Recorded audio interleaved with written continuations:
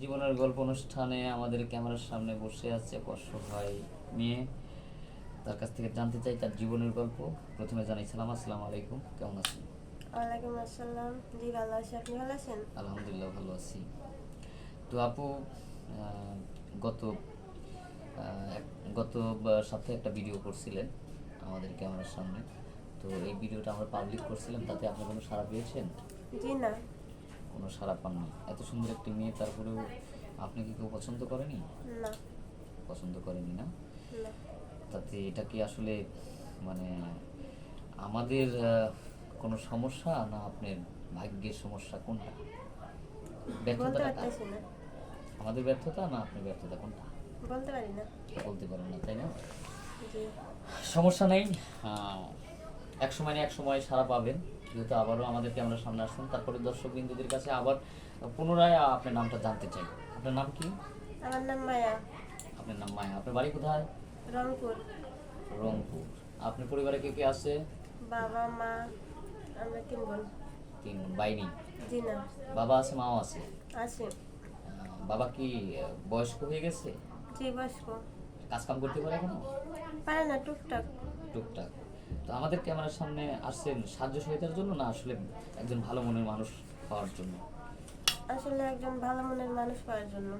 যাতে আপনাদের পরিবারটা যাতে জি। একটু সুখে শান্তিতে থাকতে পারেন, এরকম একটা মানুষ চাচ্ছেন, তাই না? জি। যদি ওই ব্যক্তিটি যদি মানে বয়স্ক হয়? বয়স্ক হলে সমস্যা নেই, সমস্যা নেই? কিন্তু আমাদের ফ্যামিলিকে যদি নিয়ম মানিয়ে নিতে পারে তাহলে সমস্যা নেই। সমস্যা নেই না? মানে কালো ফর্সা স্মার্ট এরকম কিছু আপনার চাহিদা আছে, ডিমান্ড আছে? জি না। ডিমান্ড নেই না? না। মানুষটা ভালো হলেই হবে। জি। কালো ফর্সা এটা আপনার কাছে কোনো ম্যাটার না, না? না। আচ্ছা, তো আমরা তো ভিডিও পাবলিক করব। পাবলিক করার পর আপনাকে অনেক দর্শক আছে চাইবে, তো সেক্ষেত্রে আপনার কোনো ফোন নম্বর থাকলে দিয়ে দেন। জি না, আমার তো ফোন নাই। আপনার নাম্বার ফোন দেবো নেই? কিভাবে? জি আপনার না। সাথে যোগাযোগ করবে কিভাবে দর্শক? আপনাদের মাধ্যমে। আমাদের মাধ্যমে। তো সুপ্রিয় দর্শক, শুনলেন, মেয়েটার কোনো পার্সোনাল ফোন নাই, তারপরেও অযথা আপনারা ফোন দিয়ে বিরক্ত করেন। এটা আমাদের নম্বর স্ক্রিনে দেওয়া থাকবে, কেউ অযথা ভিডিও কল দিবেন না। আবার পরবর্তীতে আসি তার কিছু প্রশ্ন। তা আপু, জি বলেন।